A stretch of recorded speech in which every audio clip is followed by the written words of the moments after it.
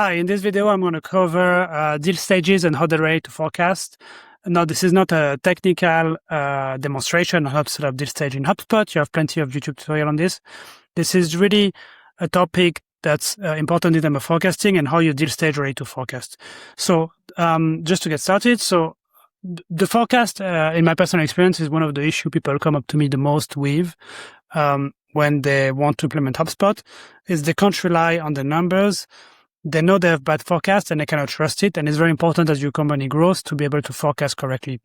No, I'm not saying this is the only reason your forecast is bad, but it's one of the main reasons. So let's just go through some statistic. So 20% of sales organizations forecast within 5% of actual results. So that's pretty low.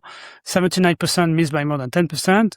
And half of the company don't trust the numbers, right? I put the source below. And this is not an issue with the work of the sales. This is not an issue with your tool.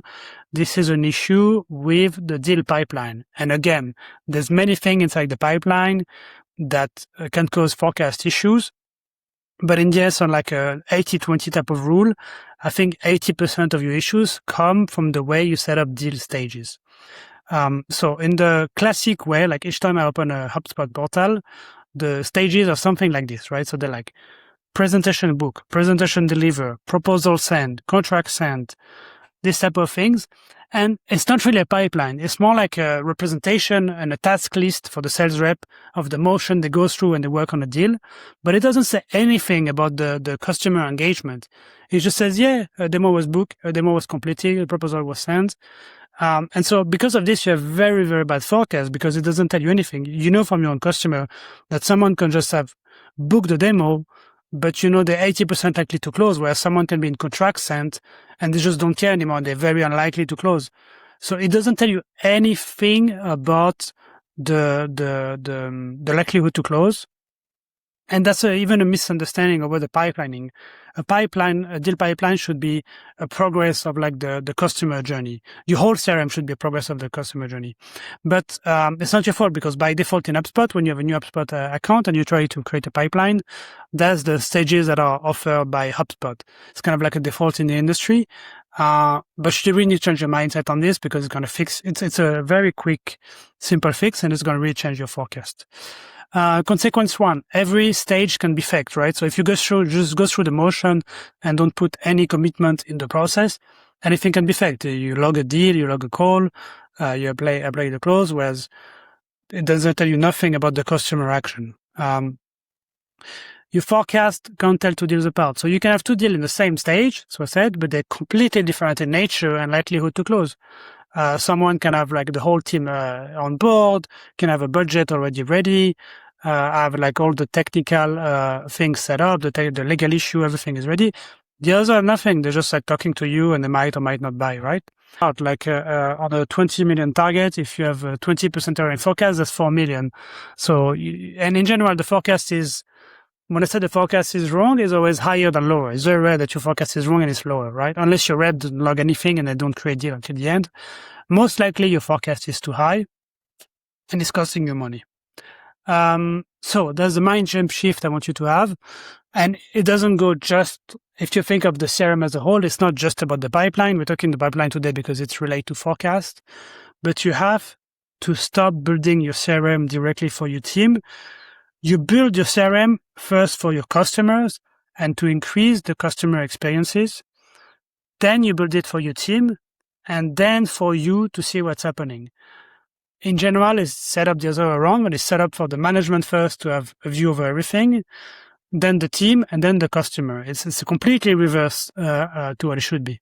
So your pipeline is not a task list. So here's an idea. Again, it's just a framework. You can customize it for you on how you should set up your pipeline. And it's going to make sense. You're going to understand why your forecast is going to be much better with this. So pain confirm, right? So you talk to someone, they confirm the pain, they vocalize it, they give you a number or like an actual, like, depending on your business, but like a case why the pain match your product. Feed validated, right? They agree to your approach. They see how you can solve the issue, things like that.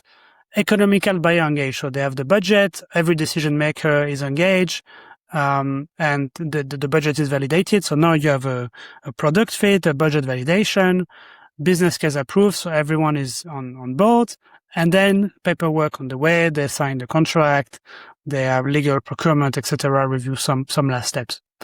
And if you see this, then the forecast is going to make sense, right? Every the variance of like closing from like step 3 to close is a very low variance. So when you have a deal in stage 3, you know the likelihood that they're going to close exactly, right? It's all based on your customer journey, and it is just going to clear your mind so much. You're going to have like numbers in your pipeline, and you go exactly the forecast, the likelihood to close. And so each time, basically the deal cannot move a stage unless it costs something to the customer, right? It costs them their time, criteria, political capital, budget, and legal team, right? There's a cost on their end to move forward.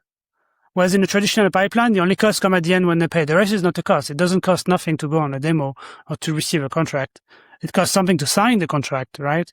Or to get the team involved and validate the budget. It doesn't cost anything to do that. And it's all based on basically like sales framework for qualification, right? So I love the Spikes one because I love winning by design, but depending on sales framework, it's all based on sales methodology implemented within HubSpot, within your CRM, for the forecast. And when you do this, so when you make the move, again, we could do a video about the technical setup because it's not always easy to just switch pipeline.